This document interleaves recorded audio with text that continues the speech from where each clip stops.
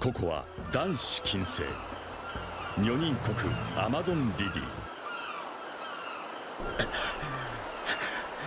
Imaginez si Kuma avait envoyé Sanji à Amazon Lily.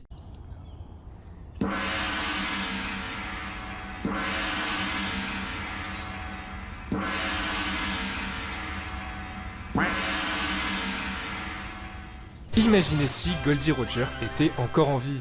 Si Roger était encore en vie et donc qu'il n'était pas atteint par une maladie et qu'il n'avait pas décidé de se rendre pour se faire exécuter, qu'est-ce qui se serait passé? L'équipage de Roger ne se serait peut-être jamais dissous et aujourd'hui il aurait 77 ans. Il aurait sans doute rencontré Luffy à un moment et peut-être qu'à la place de Rayleigh, c'est Roger qui aurait entraîné Luffy, en voyant qu'il est celui qui pourra atteindre Laugh-Tale. Dans le cas où Ace se fait quand même capturer, il sera sans doute pas mort car Roger serait intervenu pour le sauver à Marineford. Peut-être qu'Ace aurait une toute autre vision de son père car il aurait découvert qu'il n'est pas quelqu'un de mauvais. Et d'ailleurs, Ace n'aurait peut-être jamais rencontré Luffy, car c'est Garp qui a pris soin de lui comme il l'a promis à Roger avant son exécution. Aujourd'hui, évidemment, Roger serait moins fort qu'à l'époque, car il serait plus vieux, au même titre que Garp, Rayleigh ou Barbe Blanche. Mais surtout, on aurait toujours un roi des pirates titré. Et comme il était venu trop tôt sur Laugh-Tale, il aurait pu attendre suffisamment et être présent à temps pour le One Piece, quand Luffy aurait été prêt à le découvrir à son tour. Enfin, possiblement, Shanks en étant toujours dans l'équipage de Roger, il n'aurait jamais rencontré Luffy et ce dernier n'aurait jamais eu son chapeau de paille. Donc le nom équipage au chapeau de paille n'aurait plus de sens, et il s'appellerait les pirates aux shorts bleus ou un truc dans le genre. Et imaginez si Franky portait un pantalon. Voilà ma vie, ajouter un pantalon au montage à un perso. Voilà. Bon, je suis allé jusqu'au bout, hein, voilà, petit jean troué si vous voulez, petit jogo. Qu'est-ce que je fais de ma vie? Imaginez si Luffy avait commencé son aventure une semaine plus tard. Sur le baratier, Zeph a dit à Luffy qu'il devra l'aider aux tâches ménagères pendant 1 an pour payer ses dettes. Et ainsi, imaginez s'il était vraiment resté 1 an avant de continuer son aventure. Bah l'histoire aurait été complètement différente. Mais maintenant, en dehors de ça, imaginez si au tout début, Luffy avait commencé son aventure 1 semaine plus tard. J'aurais dit bon vas-y, je me laisse 1 semaine et après je commence. Mais que, au niveau de la chronologie dans le monde, ça reste la même. Et ben tout ce qui s'est passé grâce à Luffy aurait été différent. Kobe n'aurait pas été sauvé et ne serait pas un marine aujourd'hui, il serait peut-être toujours avec Alvida, Zoro serait mort car personne pour le sauver, Kaya Emery serait mort tué par Kuro, Sanji et tout le baratier auraient pu perdre face à Krieg ou alors tout aurait été dévasté par Mihawk. Et ça pourrait continuer encore très loin. Est-ce que Chopper serait encore en vie? Est-ce que Robin serait encore en vie ou tué par Crocodile? Est-ce que Franky aurait été emprisonné car il a les plans de Pluton? En tout cas, rien ne serait pareil. Imagine si tu n'étais pas abonné à la chaîne. Comment peux-tu te regarder fièrement dans un miroir sans être abonné? Vous trouvez que j'abuse? Bon allez, abonne-toi, on n'en parle plus là.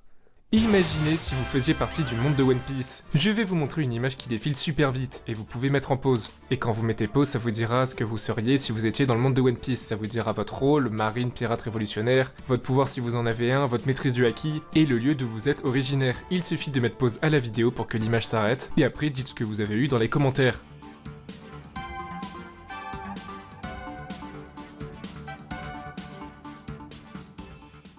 Imaginez si Sanji avait mangé le fruit de l'invisibilité. Imaginez si Sabo était à Marineford. Oda a dessiné un chapitre dans lequel on a le sauvetage d'Ace si Sabo était venu à Marineford. On voit Sabo attraper Ace et Luffy juste avant qu'Akainu n'envoie son attaque mortelle. Après ce sauvetage, les 3 frères se retrouvent sains et saufs et se boivent une coupe de saké comme à l'époque. La réunification des 3 frères, et ils crient ensemble que leur lien ne mourra jamais. Malheureusement, la page d'après, on voit que Luffy était en train de dormir et que ce n'était qu'un rêve, un rêve terrible. Et Luffy demande à Zoro et Sanji de le frapper pour qu'ils ne rêvent plus de ça car sinon ils pourront pas passer à autre chose. Ensuite, on voit Sabo qui lui aussi dormait et faisait ce même rêve. Koala lui fait remarquer qu'il a des larmes aux yeux et lui demande s'il s'agit encore de ce fameux rêve. Non, faut pas chialer. Rentrons, il commence à pleuvoir. Imaginez si Usopp n'était pas revenu dans l'équipage à Water 7. Suivant Monsieur Usopp. Imaginez si Luffy avait rejoint l'équipage de Shanks. Luffy, quand il était enfant, a demandé à Shanks de rejoindre son équipage, et ce dernier a refusé.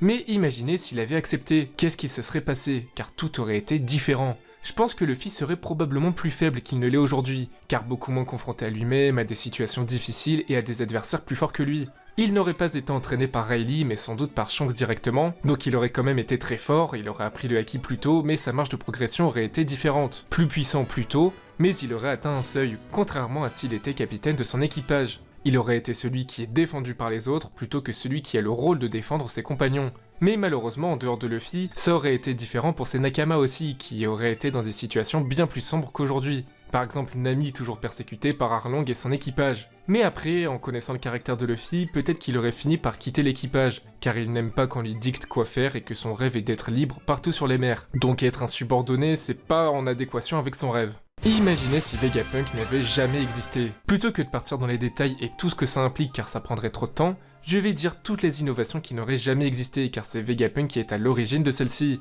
L'utilisation du granit marin n'existerait pas, donc pas de menottes en granit marin, pas d'armes en granit marin, pas de coque en granit marin pour éviter les rois des mers, beaucoup moins de connaissances sur les fruits du démon, comment faire manger un fruit du démon à un objet, comment créer des fruits du démon artificiels, comment répliquer le pouvoir de fruits du démon, Kuma ne serait pas un cyborg et il n'y aurait aucun pacifista, et je spoil pas mais pareil pour le SSG qui a pour but de remplacer les grands corsaires, il y aurait aucune alternative, plein d'armes diverses et variées créées par Vegapunk n'existeraient pas, des formes de vie artificielles comme le faux dragon qu'on a vu à Punk Hazard n'existeraient possiblement pas, on n'aurait encore aucun moyen de contrôler le climat, et il y a plein de petites innovations futuristes dont je ne peux pas parler car ça spoilerait ceux qui ne sont pas à jour. Voilà, donc Vegapunk a quand même apporté énormément de choses en termes d'innovation scientifique dans One Piece, et sans lui, ça serait pas mal différent dans plein de domaines. Et imaginez si personne n'avait sauvé Luffy à Lockdown. Vraiment désolé, mais je suis mort.